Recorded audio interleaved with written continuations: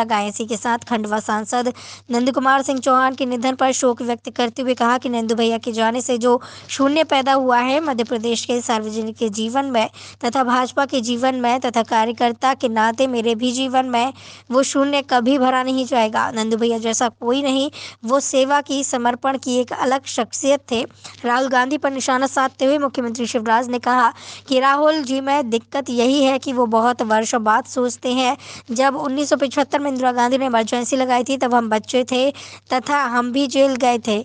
जब आज राहुल गांधी बोल रहे हैं तो हम 61 साल के हो गए हैं। राहुल गांधी की सोच बहुत पीछे चलती है, जबकि बात उन्हें अब समझ आ रही है।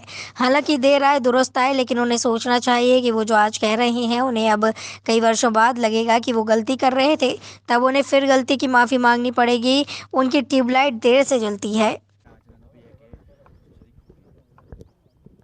नंदू भैया के जाने से जो शून्य पैदा हुआ है मध्य प्रदेश के सार्वजनिक जीवन में, भारतीय जनता पार्टी के जीवन में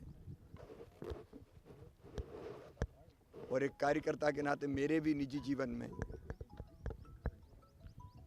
वो शून्य कभी भरा नहीं जा सकता। नंदू भैया जैसा कोई नहीं, एक अलग शख्सियत थे। वो सेवा की, समर्पण की, कार्यकर्ता के नाते परिश्रम की, संगठन कौशल की। उनके बिना सब अधूरा लग रहा है। आज उनको अंतिम विदाई देने हम जा रहे हैं।